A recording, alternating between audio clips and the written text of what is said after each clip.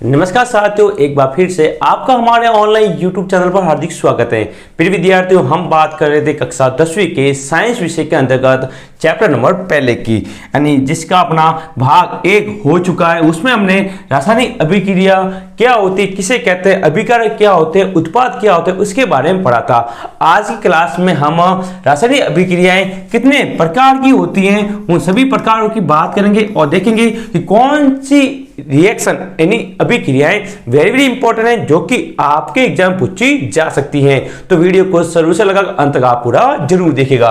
देखिए, कक्षा 10 का अपना पहला अध्याय है जिसका नाम है रासायनिक अभिक्रियाएं और समीकरण। प्रिय विद्यार्थियों, हमारी क्लास वन लाइनर नोट्स पर आधारित है, बिल्कुल नोट्स पैटर्न अपनी क्लास है और आपको क्लास के बाद इसकी क्या मिलेगी, पीडीएफ मिलेगी। पीडीएफ के लिए आपको हमारा व्हाट्सएप ग्रुप और टेलीग्राम ग्रुप ज्वाइन करना पड़ेगा जिसका लिंक नीचे दिया गया है। तो शुरू करते अपनी आज की क्लास। तो देखिए, सबसे पहले हम बात करेंगे रासायनिक अभिक्रियाओं के प्रकार की। तो देखिए, रासायनिक अभिक्रिया मुख्य है वो 5 प्रकार की। पहली है संयोजन, पीछे नहीं, संयोजन अभिक्रिया। दूसरी है वियोजन अभिक्रिया, फिर विस्थापन अभिक्रिया, द्विविस्थापन और अपचयन उपचयन, जिसे हम रिडॉक्स अभिक्रिया कहते हैं। प्रिय विद्यार्थियों, सबसे इंपॉर्टेंट है वो है ये वाली अभिक्रिया, वेरी वेरी इंपॉर्टेंट कर लो इसको, ठीक है ना। इस साल ये पूछी नहीं गई, 2024 में ये नहीं आई, ठीक है ना। तो इसका मतलब 2025 के लिए ये अभिक्रिया वेरी वेरी इंपॉर्टेंट है। इसके अलावा विस्थापन अभिक्रिया, ये अभिक्रिया भी बहुत इंपॉर्टेंट है। इस दोनों में से विस्थापन अभिक्रिया और उपचयन अपचयन रिडॉक्स अभिक्रिया में से हमेशा क्वेश्चन पूछा जाता है, ठीक है। तो एक एक अभिक्रिया की पूर्ण रूप से हम बात करेंगे। तो देखते हैं, सबसे पहले अपना संयोजन अभिक्रिया शुरू करते हैं। देखें, देखो, सबसे पहले बात करते हैं संयोजन अभिक्रिया किसे कहते हैं, एग्जाम्पल के साथ बात करेंगे। तो देखो, इस अभिक्रिया में 2 या 2 से अधिक अभिकारक मिलकर एक उत्पाद का निर्माण करते हैं, यानी कि 2 अभिकारक होंगे मिलकर क्या बनाएंगे, एकल उत्पाद बनाएंगे। मैंने पहले ही आपको बताया था, कोई भी रासायनिक अभिक्रिया होगी उसमें एक चीज, एक तरफ तो क्या होते हैं, अभिकारक।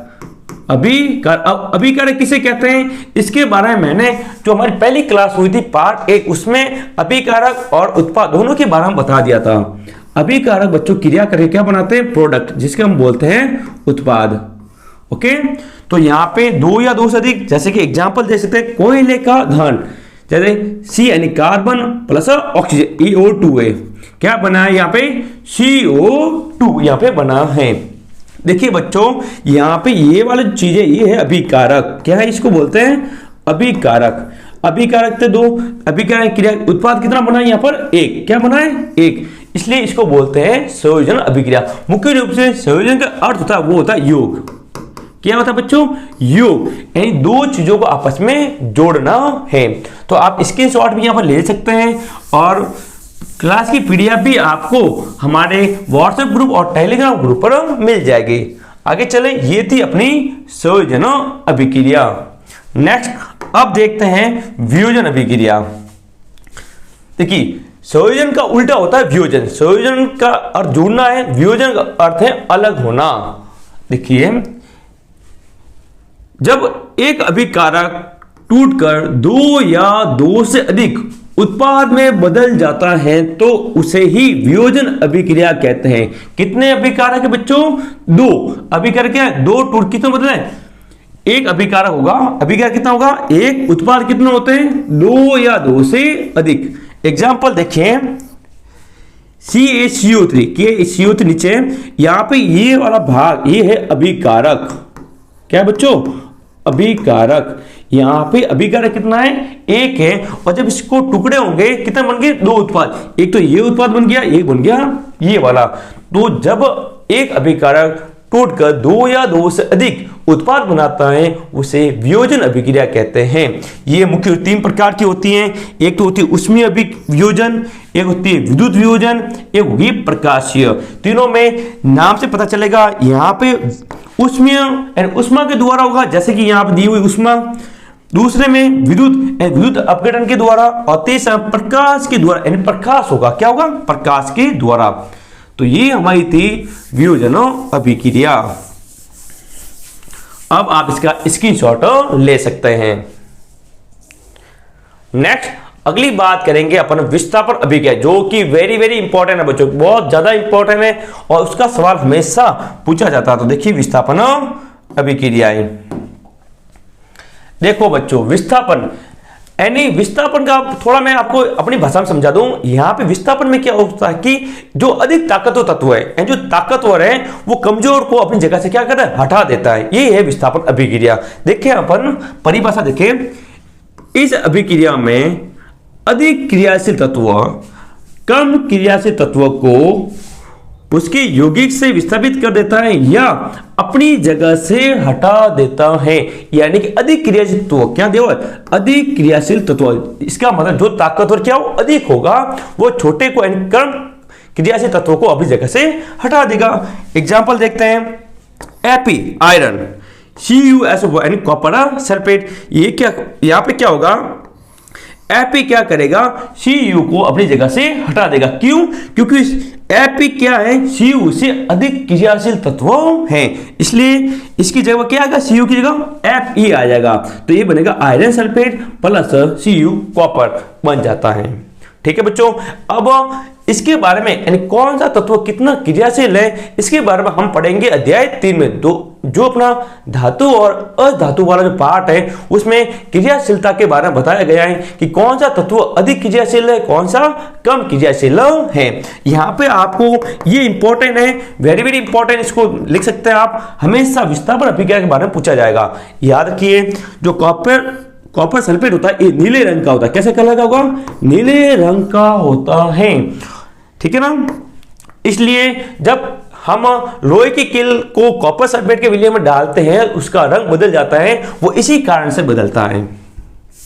तो अब बात है स्क्रीनशॉट लेने की, जल्दी से स्क्रीनशॉट लें, फिर हम बात करते हैं द्विविस्थापन की। इंपॉर्टेंट अभिक्रिया है विस्थापन अभिक्रिया।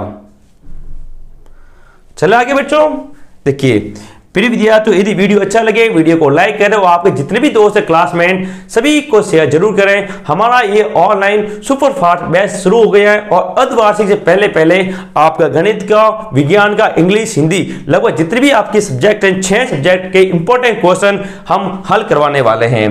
देखिए द्विविस्थापन, द्वि मतलब सीधे दो, विस्थापन कितने, दो विस्थापन साथ में होंगे। अब किनका विस्थापन होगा, देखिए वे अभिक्रियाएं जिनमें अभिकारकों के बीच आयनों का आदान प्रदान होता है उन्हें द्विविस्थापन अभिक्रिया कहेंगे। यानी कि आयन कितने प्रकार का होता है बच्चों, दो प्रकार। कितने प्रकार के होते हैं, दो। एक तो होता है धनायन, एक होता है ऋणायन, यानी प्लस और माइनस। इनका क्या होगा, आदान प्रदान होता है। तो देखिए यहां पे अभिक्रिया दी गई, ये आपकी किताब की मैंने ली है। किस शरत रंग का एक पदार्थ का निर्माण होता है जो जल में क्या होता है, अविलय है। इस अविलय पदार्थ को अवक्षेप कहेंगे। क्या कहेंगे, अवक्षेप। यहां से इंपॉर्टेंट है, जिस अभिक्रिया में अवक्षेप का निर्माण होता है उसे अवक्षेपण अभिक्रिया कहते हैं। ये भी इंपॉर्टेंट है और 1 या 2 नंबर पूछी जा सकती है। ओके, ये दिया हुआ नीचे द्विविस्थापन का एग्जांपल देखो, सोडियम सल्फेट। ध्यान रखना हमेशा बच्चों, सोडियम हमेशा क्या होगा, धनायन होगा और सल्फेट हमेशा ऋणायन। बेरियम पर धनायन होता है और क्लोराइड पर ऋणायन। अब यहां पे द्विविस्थापन आयनों का विस्थापन होना है, प्लस जुड़ेगा माइनस से, यानी ये प्लस जुड़ेगा इस माइनस से और ये माइनस जुड़ेगा इस प्लस से। तो क्या बना, BeSO4 और 2NaCl। आप देख सकते हो Na यहाँ पे 2 है और Cl भी गया 2, तो 2 आगे आ गया NaCl। ये अपनी है द्विविस्थापन अभिक्रिया। ओके, स्क्रीनशॉट ले ले जल्दी से। फिर बात करते हैं अपनी अगली इंपॉर्टेंट अभिक्रिया जो कि है रेडॉक्स, यानी उपचयन अपचयन अभिक्रिया। वेरी वेरी इंपॉर्टेंट कर लो बच्चों इसको, वेरी वेरी इंपॉर्टेंट ये। ठीक है, अभिक्रियाओं के प्रकार की हम बात कर रहे हैं। तो यहां पे पहले पढ़ेंगे उपचयन के बारे में, फिर पढ़ेंगे अपचयन। उपचयन देखिए, जब किसी अभिक्रिया में ऑक्सीजन की वृद्धि हो, क्या हो, यानी ऑक्सीजन की वृद्धि यानी O2 क्या हो प्लस, या हाइड्रोजन का ह्रास मतलब क्या हो, हानि हो।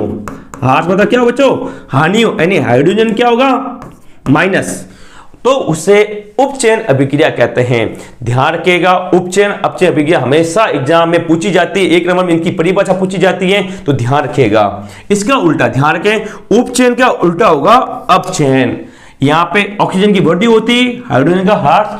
अब चेन में बच्चों हाइड्रोजन की वृद्धि होगी, ऑक्सीजन का ह्रास। देखो, जब किसी अभिक्रिया में हाइड्रोजन की वृद्धि होती हो या ऑक्सीजन का ह्रास हो तब उसे अपचयन अभिक्रिया कहते हैं। देखो, मैं यहाँ पे उपचयन का एग्जांपल बताऊं, कार्बन प्लस O2 क्या बना, CO2। देखो यहाँ पे ऑक्सीजन है, इसके जुड़ रहे हैं, इन ऑक्सीजन की क्या हो रही है बच्चों, वृद्धि, तो यह होगा उपचयन। नेक्स्ट, अपचयन की परिभाषा आप देख लिए, हाइड्रोजन की वृद्धि होगी तो देख सकते हैं यहाँ पर CuO प्लस H2O, यहाँ पे क्या बना, Cu प्लस H2O। तो यहाँ पे ऑक्सीजन क्या, देखो यहाँ पे ऑक्सीजन क्या हो रही है, कमी, और यहाँ पर हाइड्रोजन क्या हो रही है, वृद्धि हो रही है। नेक्स्ट, आप स्क्रीनशॉट लेना चाहते हो ले सकते हो, स्क्रीनशॉट यहां पर आप ले सकते हैं। आगे देखें, उपचयन अपचयन अभिक्रिया के तहत रिडॉक्स अभिक्रिया, जो कि वेरी वेरी इंपॉर्टेंट कर लो, वेरी वेरी इंपॉर्टेंट। देखो, जब किसी अभिक्रिया में एक अभिकारक, दो चीजें होती है, एक तो अभिकारक होगा, एक क्या होगा, हमेशा अभिक्रिया में उत्पाद। ये तो आपको याद ही है, पहले से बता दिया। एक तरफ तो क्या होता है, अभिकारक, एक तरफ होता है उत्पाद। ओके, जब किसी अभिक्रिया में एक अभिकारक उपचयित तो दूसरा अभिकारक अपचयित होता हो तो इस अभिक्रिया को उपचयन अपचयन अभिक्रिया या फिर रिडॉक्स अभिक्रिया कहते हैं। जैसे कि यहां देख सकते हो CuO, देखो यहां पे ऑक्सीजन है, यहां पे ऑक्सीजन क्या हो रही है, हानि, तो इसका मतलब यहां पे क्या होगा बच्चों, अपचयन होता है। और यहां पर हाइड्रोजन है, हाइड्रोजन के साथ क्या जुड़ रहा है, ऑक्सीजन का क्या हो रहा है, योग हो रहा है। तो जब ऑक्सीजन का योग होगा तो वहां होता है उपचयन। हमने पहले ही पढ़ा है, जब ऑक्सीजन का योग होता है तो वहां उपचयन होगा और ऑक्सीजन की हानि होगी, वह अपचयन होगा। इसके अलावा रिडॉक्स के और एग्जांपल यहां पर दिए गए हैं दोनों, ठीक है ना। आप देख सकते हैं कि यहां पे Zn के साथ O है और Zn यहां पर अकेला है।